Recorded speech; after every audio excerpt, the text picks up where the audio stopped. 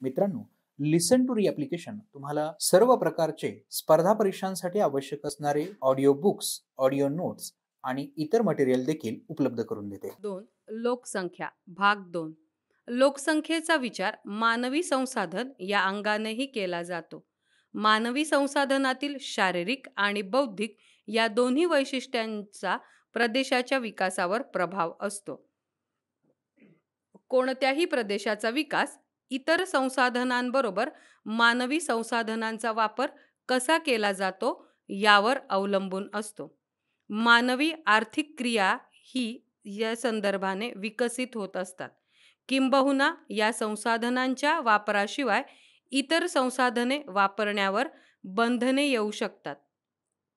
या बाबींचा विचार करता लोकसंख्येची रचना, लिंग गुणोत्तर, साक्षरता दर या बाबींचा अभ्यासही लोकसंख्या भूगोलात करावा लागतो. लोकसंख्येचे घटक. वयोरचना. वयोरचना म्हणजे वयोगटांनुसार असणाऱ्या लोकांची संख्या, जसे अर्भक, बालक, कुमार, युवक, प्रौढ, वृद्ध. लोकसंख्येमध्ये प्रत्येक वयोगटाचा हिस्सा असतो. हा हिस्सा देशानुसार बदलत असतो. याचे कारण म्हणजे प्रत्येक वयोगटातील लोकसंख्या वेगळी असते. लोकसंख्या अभ्यासक लोकसंख्येचे वय व लिंगानुसार वितरण दर्शवण्यासाठी मनोऱ्याचा वापर करतात. या आलेखातील मध्यभागी असलेल्या य अक्ष हा वयोगट दाखवतो. या स्तंभाची लांबी ही त्या वयोगटातील लोकसंख्येची टक्केवारी दाखवते. या आलेखात डाव्या बाजूस पुरुषांची संख्या व उजव्या बाजूस स्त्रियांची संख्या वयोगटानुसार दर्शवली जाते. आलेखामध्ये तळाला बालवयोगटाकडून तर शीर्षाकडे वृद्ध वयोगटाकडे क्रमवार वितरण दाखवतात. तर क्ष अक्ष लोकसंख्या किंवा लोकसंख्येची टक्केवारी दर्शवितो. लोकसंख्येत 15 ते 59 या वयोगटातील लोकसंख्येचे प्रमाण जास्त असल्यास ते कार्यशील लोकसंख्या जास्त असण्याचे निदर्शक असते. याउलट 0 ते 15 वयोगटातील लोकसंख्येचे प्रमाण जास्त असल्यास ते अवलंबित्वाचे प्रमाण जास्त असण्याचे निर्देशक असते. तसेच 60 पेक्षा जास्त वयोगटातील लोकांचे प्रमाण जास्त असल्यास देशाचा वैद्यकीय व आरोग्य सुविधेवर होणारा खर्च वाढणार हे निदर्शनास येते. मनोऱ्याचे प्रमुख 3 प्रकार. 1. विस्तारणारा, 2. संकोचणारा, 3. स्थिरावलेला. 1. विस्तारणारा. या मनोऱ्याचा तळ विस्तारात जाणारा असून शीर्षाकडे तो निमुळता होत आहे. याचा अर्थ वाढत्या वयोगटानुसार मृत्यूदरही वाढताना आढळतो. हा मनोरा जन्म आणि मृत्यू दोन्ही दर जास्त आहेत असे सांगतो. संकोचणारा. या मनोऱ्याचा तळ संकुचित होत जातो तर शीर्षाकडे विस्तारलेला आहे. याचा अर्थ वृद्धांची संख्या जास्त तर तरुणांची संख्या कमी असते असा होतो. यावरून असा निष्कर्ष निघतो की जन्मदर कमी तर मृत्यूदर अगदी कमी असतो. स्थिरावलेला. वयोगटांच्या प्रत्येक गटाची टक्केवारी जवळजवळ समान असते. जन्मदर आणि मृत्यूदर हे दोन्ही अगदी कमी झालेले असतात. त्यामुळे लोकसंख्या वाढ नगण्य असते असा निष्कर्ष काढला जातो. वयोरचनेचा प्रकार देशाच्या भवितव्यावर प्रत्यक्ष परिणाम करतो. बाल आणि वृद्ध वयोगटाचे आधिक्य हा देशाच्या आर्थिक भार वाढवतो, तर कार्यरत वयोगटाचे प्राबल्य हे मनुष्यबळाची विपुलता दर्शविते. लिंगरचना. लोकसंख्या मनोरे वयोगटानुसार स्त्री व पुरुषांचे प्रमाण दर्शवितात. स्त्री व पुरुषांचे प्रमाण हे लोकसंख्येचे प्रमुख वैशिष्ट्य आहे. स्त्री व पुरुषांच्या लोकसंख्येतील प्रमाणाला लिंग गुणोत्तर म्हणतात. भारतात हे प्रमाण खालील सूत्राने काढले जाते. लिंग गुणोत्तर बरोबर स्त्रियांची एकूण संख्या भागिले पुरुषांची एकूण संख्या गुणिले 1000. देशातील स्त्रियांची स्थिती पुरुषांच्या तुलनेत लिंग गुणोत्तराच्या आधारे सांगता येते. जागतिक स्तरावर लिंग गुणोत्तराचे सर्वसाधारण प्रमाण दर 1990 स्त्रिया असे आहे. लाटविया, इस्टोनिया, रशिया व युक्रेन या देशांचे लिंग गुणोत्तर सर्वात जास्त आहे, म्हणजे दर 1000 पुरुषांच्या तुलनेत 1162 एवढे आहे. सौदी अरेबिया या देशाचे लिंग गुणोत्तर सर्वात कमी, म्हणजे दर 1000 पुरुषांच्या तुलनेत 667 एवढे आहे. चीन, भारत, भूतान, पाकिस्तान, अफगाणिस्तान या देशांमध्ये लिंग गुणोत्तराचे प्रमाण कमी आहे. थोडक्यात आशिया खंडाचे लिंग गुणोत्तराचे प्रमाण कमी आहे. आमचे असेच ऑडिओ लेक्चर ऐकत राहण्यासाठी तुम्ही या ऑडिओ सोबतच्या लिंकवर क्लिक करून प्ले स्टोअरवरून आपले ॲप्लिकेशन डाउनलोड करू शकता. लोकसंख्येचा लाभांश. एखाद्या देशाच्या वयोरचनेत होणाऱ्या बदलामुळे त्याच्या अर्थव्यवस्थेत झालेली वाढ म्हणजे लोकसंख्या लाभांश होय. हा बदल जन्मदर व मृत्यूदर कमी झाल्याने घडून येतो. जन्माचे प्रमाण कमी झाल्याने अवलंबित्वाची संख्या कार्यशील लोकसंख्येच्या तुलनेत कमी असते. थोडक्यात लाभांश म्हणजे भागधारकांना प्राप्त झालेल्या नफ्यातील लाभ होय. नफ्याचे भागीदारांमध्ये होणारे वाटप होय. देशामध्ये कार्यशील व अवलंबित लोकसंख्या असते. कार्यशील व अवलंबित लोकसंख्येतील गुणोत्तरावरून देश आर्थिकदृष्ट्या किती क्रियाशील आहे हे ठरवता येते. म्हणजेच कार्यशील लोकसंख्येचे प्रमाण जेवढे जास्त तेवढे या कार्यशील लोकांचा हातभार देशाच्या अर्थव्यवस्थेत जास्त असतो. जेव्हा एखाद्या देशाची लोकसंख्या एका टप्प्यातून दुसऱ्या टप्प्यात संक्रमित होते तेव्हा त्याच्या जन्मदरात आणि मृत्यूदरात बदल होतो आणि देशाच्या वयोगट रचनेतही बदल होतो. कमी जन्मदरामुळे अवलंबित लोकसंख्या कार्यशील लोकसंख्येपेक्षा कमी होते. अवलंबित लोकसंख्या कमी व कार्यशील लोकसंख्या जास्त असल्याने अतिरिक्त मनुष्यबळ उपलब्ध होते. या मनुष्यबळाचा इतर क्षेत्रात वापर करून घेतल्याने देशाच्या आर्थिक विकासाचा वेग वाढतो. त्यामुळे कालानुरूप दरडोई उत्पन्न वाढत जाते. याचा आर्थिक फायदा लाभांशाच्या रूपात सर्वांनाच होतो. लोकसंख्या लाभांशाचे फायदे आपोआप मिळत नाहीत. शिक्षण, आरोग्य, संशोधन इत्यादी क्षेत्रात योग्य धोरणांची अंमलबजावणी एखाद्या देशातील शासन करते व ही करते की नाही यावर लोकसंख्या लाभांश अवलंबून असतो. शैक्षणिक पातळी, रोजगार, गर्भधारणेची वारंवारता, कर संदर्भातील प्रोत्साहन, आरोग्यविषयक योजना, सेवानिवृत्ती वेतन, निवृत्तीविषयक धोरणे आणि आर्थिक धोरणे यावर ते अवलंबून असते. एखाद्या देशात लोकसंख्या लाभांश मिळतो किंवा कसे हे खालील प्रकारे लक्षात येते. वैयक्तिक बचत वाढते व ती अर्थव्यवस्थेस चालना देऊ शकते. मुलांची संख्या कमी झाल्या असल्यामुळे पालक त्यांच्या शिक्षणाकडे लक्ष देतात. अशा प्रकारे मानवी भांडवल तयार होते. महिला कार्यशील व आर्थिकदृष्ट्या सक्षम बनल्यास त्यांचा देशाच्या आर्थिक विकास वाढीस हातभार लागतो. अवलंबित्व गुणोत्तर कमी झाल्याने दरडोई उत्पन्न वाढते. वृद्ध वयोगटातील लोकसंख्या वाढल्यामुळे सेवानिवृत्ती वेतनाचा निधी, अन्य तरतुदी व वैद्यकीय सुविधांवर दबाव पडतो. म्हणून अनेक देशांनी निवृत्तीचे वय वाढवण्यास सुरुवात केली आहे. लोकांचे आयुर्मान वाढत असल्यामुळे वृद्धांची संख्या वाढत आहे. लोक अधिक वयापर्यंत काम करू शकतात. उदाहरणार्थ जपानमधील आयुर्मान सुमारे 84 वर्षे आहे. तेथील सेवानिवृत्तीचे वय सध्या 60 वर्षे असून ते आता 70 पर्यंत वाढवण्याचा विचार सुरू आहे. या ठिकाणी लोकसंख्येच्या आणखी एका वैशिष्ट्याचा विचार करायला हवा, तो म्हणजे वयोरचना. आमचे असेच ऑडिओ लेक्चर ऐकत राहण्यासाठी तुम्ही या ऑडिओ सोबतच्या लिंकवर क्लिक करून प्ले स्टोअरवरून आपले ॲप्लिकेशन डाउनलोड करू शकता. वयोरचनेचा विचार करता या देशामध्ये लहान मुले आणि युवकांचे प्रमाण कमी आहे किंवा कमी होत आहे. म्हणूनच या देशांनी सेवानिवृत्तीचे वय वाढवण्याचा विचार केला आहे.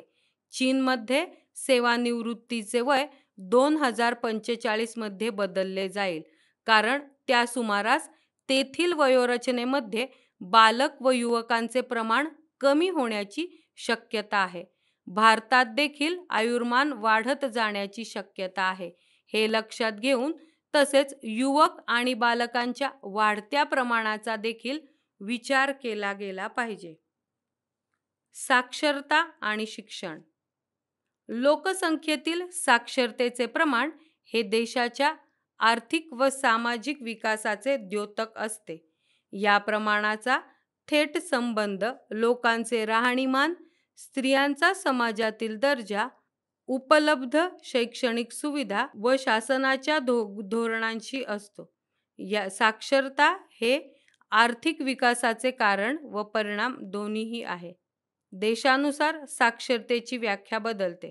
भारतामध्ये 7 वर्षांवरील व्यक्ती साक्षरतेच्या गणनेसाठी विचारात घेतली जाते. ज्या व्यक्तीस लिहिता वाचता आणि गणिती क्रिया समजून करता येतात ती साक्षर मानली जाते. 3. साक्षरता आणि शिक्षण. लोकसंख्येतील साक्षरतेचे प्रमाण हे देशाच्या आर्थिक व सामाजिक विकासाचे द्योतक असते. या प्रमाणाचा थेट संबंध लोकांचे राहणीमान, स्त्रियांचा समाजातील दर्जा, उपलब्ध शैक्षणिक सुविधा व शासनाच्या धोरणांशी असतो. साक्षरता हे आर्थिक विकासाचे कारण व परिणाम दोन्हीही आहे. देशानुसार साक्षरतेची व्याख्या बदलते. भारतामध्ये 7 वर्षावरील व्यक्ती साक्षरतेच्या गणनेसाठी विचारात घेतली जाते. ज्या व्यक्तीस लिहिता वाचता आणि गणिती क्रिया समजून करता येतात ती साक्षर मानली जाते.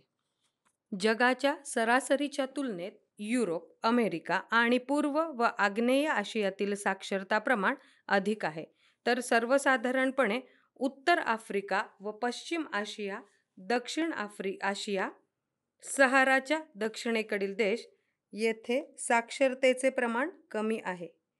जिथे 100% साक्षरता आहे असे मध्य आशिया, युरोप आणि उत्तरे अमेरिका हे भाग वगळता इतरत्र कोणत्याही खंडात किंवा उपखंडात स्त्रियांच्या साक्षरतेचे प्रमाण पुरुषांपेक्षा जास्त नाही. आलेखानुसार सर्वात कमी साक्षरता दर सहाराच्या दक्षिणेकडील देशामध्ये आहे. व्यावसायिक संरचना. कार्यशील लोकसंख्या 15 ते 59 या वयोगटातील स्त्री पुरुष प्राथमिक, द्वितीयक, तृतीयक, चतुर्थक यासारख्या विविध व्यवसायांमध्ये गुंतलेली असते. वरील 4 प्रकारच्या व्यवसायात कार्यशील गटातील किती टक्के लोकसंख्या आहे त्यावरून देशाच्या आर्थिक विकासाचा स्तर ठरवता येतो. या व्यवसायांमध्ये गुंतलेल्या लोकसंख्येचे प्रमाण हा देशाच्या आर्थिक विकासाचा मापदंड असतो. याचे कारण म्हणजे विकसित राष्ट्रांमध्ये औद्योगिक आणि पायाभूत सुविधा प्रामुख्याने उपलब्ध असल्यामुळे अशा देशातील कार्यशील लोकसंख्या द्वितीयक, तृतीयक आणि चतुर्थक व्यवसायात जास्त आढळते.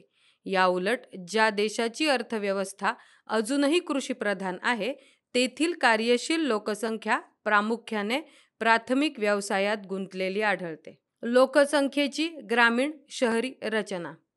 लोकसंख्येच्या वास्तव्याच्या ठिकाणावरून ग्रामीण व शहरी असे 2 वर्ग करता येतात. या दोन्ही लोकसंख्येचे राहणीमान, व्यवसाय, सामाजिक रचना इत्यादी भिन्न असल्याने हे वर्गीकरण सहज करता येते. ग्रामीण आणि शहरी भागातील संख्येचे वय, व्यावसायिक संरचना, लिंग गुणोत्तर, लोकसंख्येची घनता आणि विकासाचा स्तर यात तफावत असते. ग्रामीण आणि शहरी लोकसंख्येतील फरक जाणून घेण्यासाठी चे मापदंड प्रत्येक देशात वेगवेगळे असू शकतात. सर्वसाधारणतः प्राथमिक व्यवसायात गुंतलेल्या कार्यशील लोकसंख्येचा वर्ग जेथे जास्त असतो तो ग्रामीण भाग, तर प्राथमिक व्यवसायाशिवाय इतर व्यवसायात कार्यशील लोकसंख्या जास्त गुंतलेली असेल तो शहरी भाग असे मानले जाते. आमचे असेच ऑडिओ लेक्चर ऐकत राहण्यासाठी तुम्ही या ऑडिओ सोबतच्या लिंकवर क्लिक करून प्ले स्टोअरवरून आपले ॲप्लिकेशन डाउनलोड करू शकता. स्थलांतर. रामप्रसाद हा उत्तर भारतातील एका गावात लहानाचा मोठा झाला आहे. मुंबईला असलेल्या त्याच्या काकाने त्याला मुंबईत नोकरी देतो असे सांगून मुंबईला बोलावून घेतले. रितिका हिने पुण्यातील एका नामवंत विद्यालयातून पदव्युत्तर शिक्षण घेतले. तिला अमेरिकेतील एका मोठ्या कंपनीत नोकरी मिळाली. 5 वर्षे झाली रितिका आता तिथेच स्थायिक झाली आहे. सेहमतचा देश युद्धाच्या खाईत लोटला गेल्यामुळे सुरक्षिततेसाठी तेथील नागरिकांना तो देश सोडून सक्तीने दुसऱ्या देशात जावे लागले. सेहमत आणि तिच्या कुटुंबाने शेजारील देशात शरण घेतली आहे. बबनराव मराठवाड्यातील एका गावात राहणारा लहान शेतकरी आहे. दुष्काळामुळे शेतीत नुकसान झाले आणि घरातील काही अन्य समस्यांमुळे त्याने जमीन विकली. त्याने सहकुटुंब जवळचे शहर गाठले. आता तो शहरात काम करून आपला आणि कुटुंबाचा उदरनिर्वाह करत आहे. पिंपळवाडीच्या रितेशने गावात शालेय शिक्षण पूर्ण केले. पुढील शिक्षणासाठी तो नाशिकला आला. सातारच्या सुरेखा आणि संदीप यांची कन्या लतिका लग्न होऊन सोलापूरला गेली.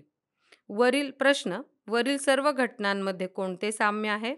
सर्व घटनांमधील स्थानात फरक पडतो आहे का? त्यांचे कारण काय असावे? जुन्या आणि नवीन स्थानांमधील अंतराप्रमाणे वरील 6 घटनांचा क्रम लावा. आपले मूळ स्थान सोडून जाण्यामागच्या कारणांची यादी करा. वरील कारणांचे स्वेच्छेने व अनिच्छेने असे वर्गीकरण करा. याशिवाय इतर कोणत्या कारणाने स्थलांतर होऊ शकते याची यादी करा. व्यक्ती आणि व्यक्तीचे समूह जेव्हा एका स्थानाकडून दुसऱ्या स्थानाकडे एका राजकीय सीमेतून दुसऱ्या राजकीय सीमेत कमी किंवा अधिक कालावधीसाठी किंवा कायमचे जातात तेव्हा या हालचालीस स्थलांतर असे म्हणतात. हे स्थलांतर पूर्वनियोजित किंवा अचानक होऊ शकते. तसेच ते ऐच्छिक किंवा अनैच्छिक असते. सर्वसाधारणपणे स्थलांतरामुळे लोकसंख्येत बदल होतात. जर एखाद्या प्रदेशात लोक इतर ठिकाणाहून स्थलांतरित होऊन आले तर त्या प्रदेशाची लोकसंख्या वाढते. जर लोक तो प्रदेश सोडून दुसऱ्या प्रदेशात गेले तर या प्रदेशाची लोकसंख्या कमी होते. स्थलांतरामुळे मूळ प्रदेश व स्थलांतर झालेला प्रदेश अशा दोन्ही प्रदेशातील लोकसंख्येचे वितरण, घनता, प्रारूप व रचना यात बदल होतो. स्थलांतराचे प्रदेशानुसार, कालावधीनुसार, उद्दिष्टानुसार व हेतूनुसार व अंतरानुसार वर्गीकरण केले जाते. प्रदेशानुसार वर्गीकरण. या प्रकारच्या स्थलांतराचे 2 प्रकार करता येतील. अंतर्गत स्थलांतर. आपल्या देशाच्या हद्दीच्या आतच लोक स्थलांतर करतात. ते देश सोडून जात नाहीत. एका राज्यातून दुसऱ्या राज्यात किंवा एका शहरातून दुसऱ्या शहरात असे स्थलांतर केले जाते. उदाहरणार्थ भारतातील इतर राज्यातून मुंबईला स्थलांतर होणे. बाह्य स्थलांतर. या स्थलांतराच्या प्रकारात लोक आपला देश सोडून दुसऱ्या देशात जातात. उदाहरणार्थ भारतातून उच्च शिक्षणासाठी परदेशी जाणे. कालावधीनुसार वर्गीकरण. अल्पकालीन. या प्रकारचे स्थलांतर ठराविक कालावधीसाठी किंवा हंगामी स्वरूपाचे असू शकते. काही जमाती गुरांच्या चाऱ्याच्या शोधात ऋतूनुसार ठिकाण बदलतात. याला ऋतूनुसार होणारे स्थलांतर म्हणतात. महाराष्ट्रात काही जागी ऊस तोडणीच्या दिवसात अधिक मजुरांची गरज असते. अशा वेळेस ऊस कामगार ऊसाच्या शेतात कार्यशील असतात. जेव्हा शेतावर काम संपते तेव्हा हे ऊसतोड मजूर शहरात जाऊन मजुरी करतात. हे हंगामी स्थलांतराचे उदाहरण आहे. दीर्घकालीन. यामध्ये लोक आपले राहते ठिकाण दीर्घकाळासाठी सोडून जातात. ते परततील याची खात्री असते किंवा खात्री नसते, किंवा आले तरी ते थोड्या दिवसांसाठी सुट्ट्यांमध्ये येतात. उदाहरणार्थ, भारतातून लोक अमेरिकेच्या संयुक्त संस्थाने किंवा ग्रेट ब्रिटन इत्यादी देशात जाऊन स्थायिक झाले आहेत. गावातील काही लोक रोजगाराच्या शोधात शहराकडे येऊन तेथेच स्थायिक झाले आहेत. दोन्ही उदाहरणांमध्ये जर स्थलांतरित झालेली व्यक्ती बऱ्याच कालावधीनंतर आपल्या मूळ ठिकाणी परत आली तर ते दीर्घकालीन स्थलांतर होते, आणि जर ती व्यक्ती आपल्या मूळ ठिकाणी परत आलीच नाही तर ते कायमचे स्थलांतर होते. याशिवाय स्थलांतराचे ऐच्छिक किंवा अनैच्छिक असेही वर्गीकरण होऊ शकते. आमचे असेच ऑडिओ लेक्चर ऐकत राहण्यासाठी तुम्ही या ऑडिओ सोबतच्या लिंकवर क्लिक करून प्ले स्टोअरवरून आपले ॲप्लिकेशन डाउनलोड करू शकता. स्थलांतराची कारणे. एका प्रदेशातून दुसऱ्या प्रदेशात मानव स्थलांतरे करताना त्यामागे वेगवेगळी कारणे असतात. त्यात काही आर्थिक तर काही सामाजिक कारणे असू शकतात. प्राकृतिक, नैसर्गिक आपत्ती जसे की पूर, दुष्काळ, भूकंप, ज्वालामुखी, उद्रेक, वादळे यामुळे देखील स्थलांतरे होऊ शकतात. आर्थिक, रोजगाराच्या शोधात, राहणीमान उंचावण्यासाठी, व्यवसायासाठी लोक स्थलांतर करतात. सामाजिक, बऱ्याच वेळा लोकांना सक्तीने स्थलांतर करावे लागते. सामाजिक समस्यांना तोंड देण्यापेक्षा ती जागा सोडून जाण्याचा निर्णय लोक घेतात. एखाद्या विशिष्ट गटाच्या लोकांना स्थलांतर करायला भाग पाडले जाऊ शकते. भेदभाव, शिक्षण, आरोग्य, वैद्यकीय सुविधा, विवाह या कारणांसाठी देखील स्थलांतर होऊ शकते. राजकीय, कधीकधी एखाद्या देशात युद्ध किंवा राजकीय दृष्ट्या समस्या उद्भवू शकतात. अशा परिस्थितीत त्या देशातील लोक तो देश सोडून दुसऱ्या देशात आश्रय घेतात. जोपर्यंत एखाद्या ठिकाणी मानवाच्या सर्वसामान्य आर्थिक, शारीरिक, मानसिक गरजा भागतात तोपर्यंत तो तेथेच राहतो. परंतु जेव्हा त्याला तेथील वास्तव्य अशक्य होते, अशा वेळेस तो त्या ठिकाणापासून दूर जातो. मानवाला मूळ वास्तव्यापासून दूर जाण्यास प्रवृत्त करणाऱ्या घटकांना अपकर्षण घटक म्हणतात.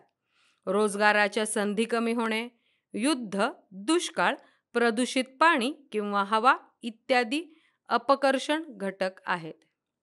याउलट जेव्हा काही कारणांमुळे एखाद्या क्षेत्राकडे व्यक्ती आकर्षित होतात, अशा कारणांना आकर्षक घटक म्हणतात. उदाहरणार्थ, शिक्षण, रोजगाराच्या संधी उपलब्ध होणे इत्यादी. स्थलांतराचे लोकसंख्येवर होणारे परिणाम. लोकसंख्या अभ्यासात आपण अनेक घटकांचा विचार केला आहे. लोकसंख्येचे वितरण व घनता या दोन घटकांवर स्थलांतराचा परिणाम होतो. लोकसंख्येचे स्थलांतर हे दोन प्रदेशांदरम्यान होत असते. त्यातील एक प्रदेश देणारा तर दुसरा प्रदेश घेणारा असतो. प्रदेशातील लोकसंख्येला स्थायिक होण्यासाठी निवास, पाणी पुरवठा, वाहतूक, आरोग्य, शिक्षण, मनोरंजन अशा विविध सोयीसुविधा आवश्यक असतात. स्थलांतरामुळे देणाऱ्या प्रदेशातील अशा सोयीसुविधा वापराविना किंवा कमी वापरल्या जातात व त्यावर झालेला खर्च अनावश्यक होतो, कारण तेथील लोकसंख्या कमी झालेली असते. अशा प्रदेशात लिंग गुणोत्तर तसेच वयोरचनेतही मोठे बदल घडतात. उदाहरणार्थ, केरळ राज्यातील कार्यकारी वयोगटातील बहुसंख्य पुरुष रोजगारानिमित्त परगावी परदेशी जातात. त्यामुळे या राज्यात पुरुषांपेक्षा स्त्रियांचे प्रमाण जास्त आहे. 1084 जनगणना 2011 तेथील लोकसंख्येच्या वयोरचनेचा विचार करता बालक व वृद्ध वयोगटातील लोकसंख्या जास्त आढळते. याउलट घेणाऱ्या प्रदेशात उपरोक्त सोयीसुविधांवर मोठ्या प्रमाणात ताण निर्माण होतो. लोकसंख्येच्या तुलनेत निवास, पाणी पुरवठा, वाहतूक या सर्व सोयी अपुऱ्या पडतात. याचा सर्वात मोठा फटका सदर प्रदेशातील व सीमावर्ती भागातील शेतीवर होतो. निवासाच्या सोयींसाठी मोठ्या प्रमाणावर शेतीयोग्य जमीन बिगर शेतीसाठी वापरली जाते. घरांच्या किमतीत प्रचंड वाढ होते. निवासांच्या कमतरतेमुळे झोपडपट्ट्यांची वाढ होते.